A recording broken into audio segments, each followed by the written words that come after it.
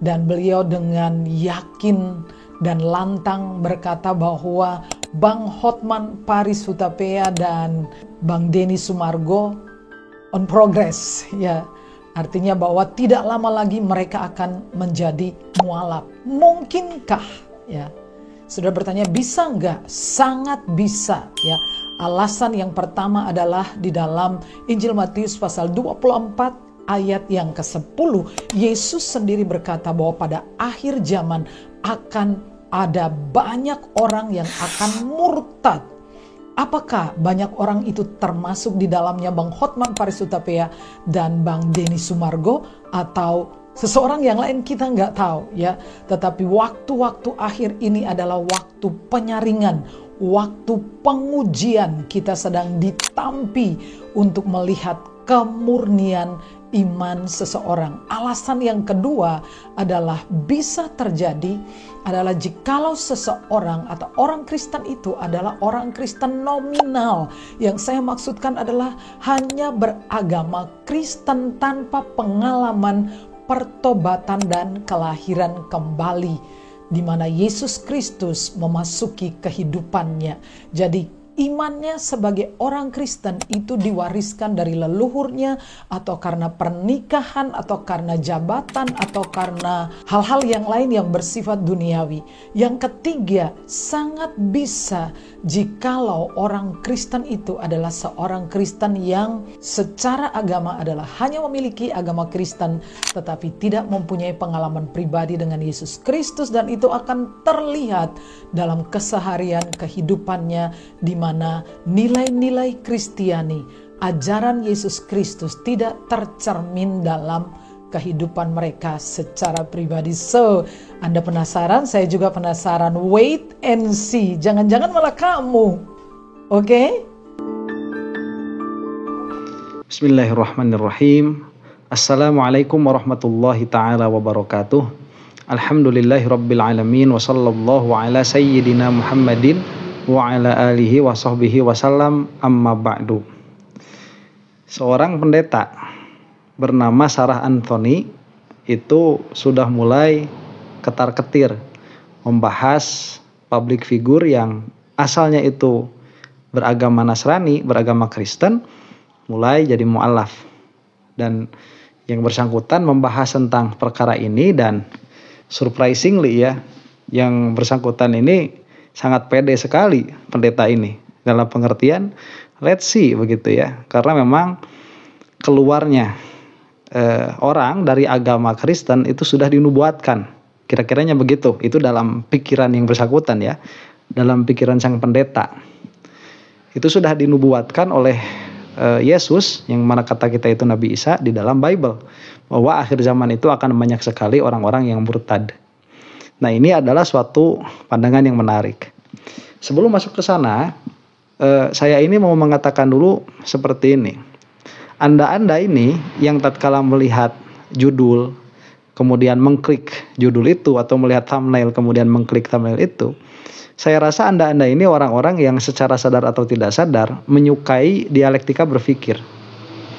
Karena ya memang isi dari konten saya itu mengajak untuk berpikir. Nah, suka ada reaksi-reaksi, baik itu ke dalam apa yang saya ucapkan dalam pengertian hasil dari pikiran saya, atau kepada tata cara bagaimana saya berbicara. Nah, orang-orang yang mengkritiki cara saya berbicara itu kurang intelektualnya. Intelektualitas saya itu sangat kurang sekali. Karena dia pada akhirnya tidak bisa menangkap apa yang saya katakan. Tidak menyentuh idenya. Dia hanya bisa melihat penampilan saya. Hanya bisa melihat bagaimana saya berbicara. Nah, untuk orang-orang seperti ini, apa-apa yang akan saya bicarakan, baik pada video ini atau video ke depan, itu tidak akan ada manfaatnya sama sekali. Begitu. Dan nggak apa-apa. Mungkin mereka butuh hiburan yang lain. Nah, adapun Anda ini yang dengan setia mendengarkan, kemudian mencoba untuk memahami apa yang dibicarakan, itu kan pasti ada dialektika. Tidak harus sepenuhnya setuju, cuman Anda itu berarti membutuhkan teman untuk berpikir begitu, untuk merefleksikan apa yang selama ini menjadi kesimpulan. Dan itu adalah salah satu dari tujuan saya membuat channel YouTube, yaitu supaya hasil-hasil berpikir ini dia disebarkan secara luas dan supaya saya melihat responnya bagaimana. Nah, yang saya lihat responnya itu kan yang merespon secara pemikiran, bukan kepada tampilan fisik atau intonasi berbicara atau kesantunan dan lain sebagainya. Itu sudah tidak menjadi prioritas untuk dilihat begitu. Karena saya punya pertimbangan sendiri. Nah, apa itu maksudnya? Maksudnya apabila Anda berarti memiliki kesenangan atau kesukaan untuk berpikir, alih-alih melihat entertain, ya, karena di dalam YouTube itu kan semua ada tuh. Anda bisa saja ngelihat Doraemon sekarang daripada ngelihat saya. Ngapain ngelihat saya? Mending ngelihat Doraemon begitu ya, atau ngelihat Suneo begitu, mending daripada lihat saya. Berarti kan ada kemampuan untuk berpikir. Dan coba lihat ya, tatkala sang pendeta tadi, ya, Sarah Anthony ini berkata dengan sangat percaya diri bahwa keadaan orang-orang Kristen yang keluar dari agama itu sudah dinubuatkan oleh Nabi Isa, saya jadi berpikir semua orang itu memiliki rasa benar. Itu semua orang itu, ya. Jadi memang seharusnya demikian. Ada orang itu kan yang termasuk orang-orang yang sok bijak, yang dalam pengertian dia mengatakan bahwa saya ini belum tentu benar dan yang lain pun belum tentu salah. Itu kan sok bijak. Yang mana dia itu tidak bisa membedakan mana perkara-perkara yang memang dia itu sifat kebenarannya itu absolut, ada perkara-perkara yang sifat kebenarannya itu relatif, tanpa membedakan itu. Nah, sebetulnya kan kita tidak membicarakan pada hal-hal yang relatif, karena percuma membicarakan dalam hal-hal yang relatif itu. Misalkan apakah makanan ini enak atau tidak, ya enak bagi saya bisa jadi tidak enak bagi kamu. Tapi kalau misalkan kita itu mengatakan 1 tambah 1 sudah bukan 2, nah itu sudah problem, ya. Nah, masalahnya di dalam agama seperti itu. Jadi bagaimana kita itu melihat sangat pede sekali Sarah Anthony ini di dalam keagamaannya. Itu yang oleh para mutakalimin disebut idrok jazm. Jadi dia itu sangat yakin sekali atas apa yang dia yakini, bahwa yang dia yakini itu adalah sebuah kebenaran. Pun kita sebagai orang muslim sama, kita pun meyakini bahwa apa yang kita yakini ini adalah sebuah kebenaran. Pun mungkin orang Hindu demikian, orang Buddha demikian, dan semua agama memang seperti itu. Nah, cuman kan karena apa-apa yang diyakini sebagai kebenaran ini adalah berbeda-beda.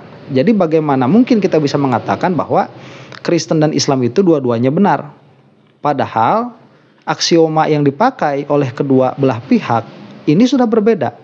Jadi landasan yang dipercayai bagi mukmin dan Kristen, kita batasi saja pada dua kelompok ini, pada dua agama ini, itu sudah berbeda.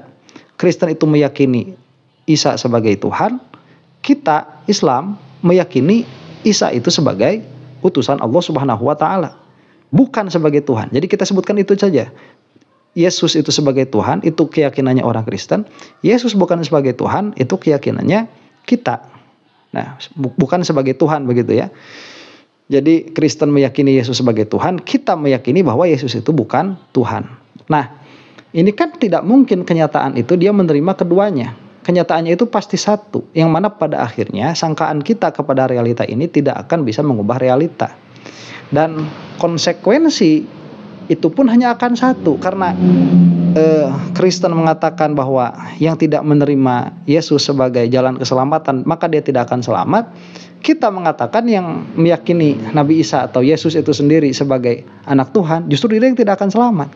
Nah, pada akhirnya harus terjadi dialektika di sini, karena realita itu hanya satu begitu. Dan kalau kita paham di sini, maka kita tidak akan menyalahkan tatkala satu ahli agama dengan ahli agama yang lain ini saling menyalahkan di dalam perkara yang absolut kebenarannya. Dalam pengertian kebenarannya itu hanya menerima satu. Ini tidak akan heran karena kita itu sedang berdialog, kita itu sedang berdialektika. Yang mana orang-orang yang beragama memang seharusnya memiliki kepercayaan dirian sebagaimana kepedeannya siapa? Ya, sang pendeta ini, sang pendeta Sarah Anthony ini harus pede bahwa saya ini benar, harus pede.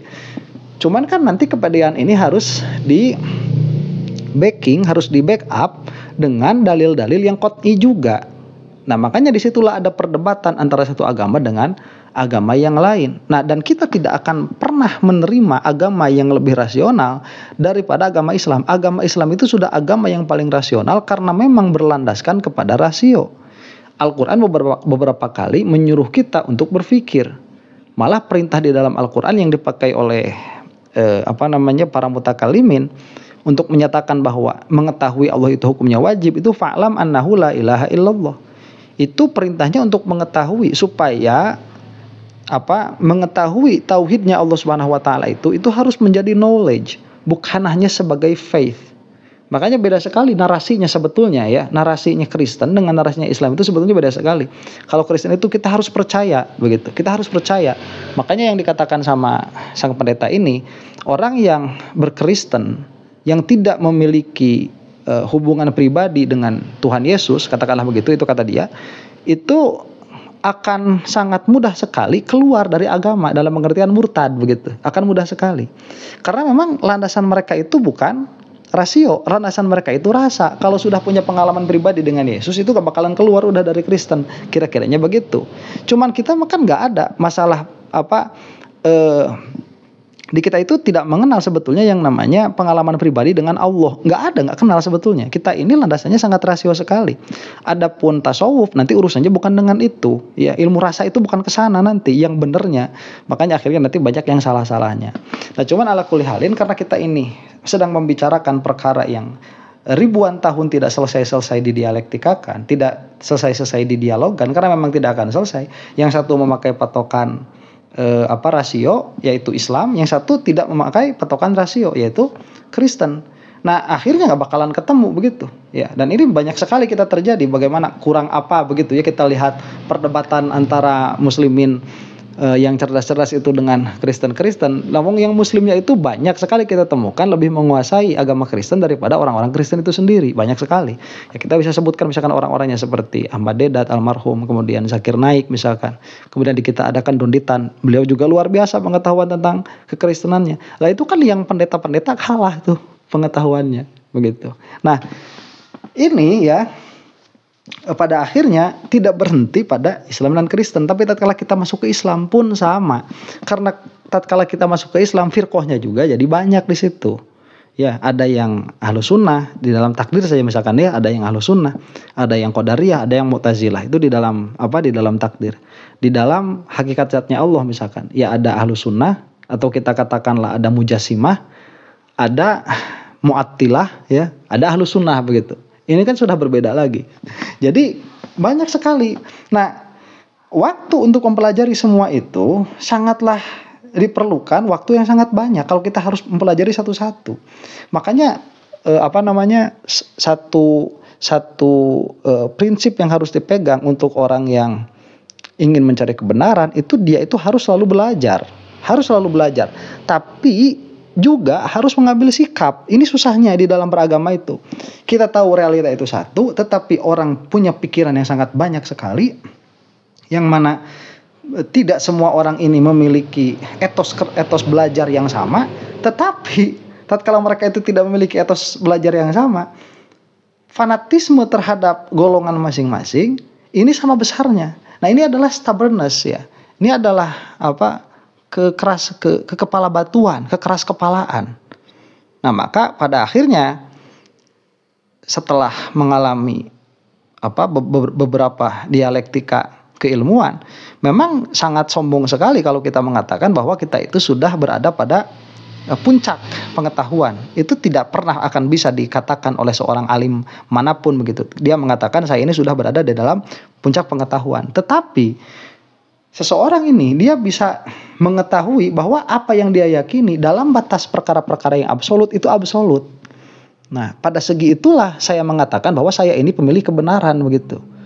Kenapa saya tahu saya ini pemilih kebenaran? Ya karena saya berpikir, karena saya tahu apa-apa yang saya ucapkan, saya mengetahui mana yang absolutnya, mana yang relatifnya, begitu. Jadi kalau di dalam perkara yang absolutnya, jangankan di debat sama Wahabi, jangankan didebat sama LDI lah misalkan taruh, atau didebat sama Muhammadiyah, didebat sama malaikat saja bakal kekeh saya begitu. Ya, misalkan nanti ada malaikat yang mengatakan bahwa Allah Subhanahu wa taala misalkan begitu, ini misalkan bahwa Allah Subhanahu wa taala itu bertempat di arsy, kayak Wahabi, sama siapa ditentang malaikatnya itu? Nggak mungkin, itu nggak mungkin benar. itu sudah pasti salah. Dan pengetahuan-pengetahuan ini bukan hanya keluar bahwa Allah itu tidak di arsy, Allah itu tidak bertempat. Tidak, itu tidak keluar demikian adanya, tapi di belakangnya itu banyak sekali hujah, banyak sekali dalil, imma dalil akli atau dalil nakli. Dan hal seperti ini tidak dimiliki oleh Wahabi. Ya, karena dialektika berilmu mereka ya baru saja begitu. Itu tidak umurnya tidak ribuan tahun.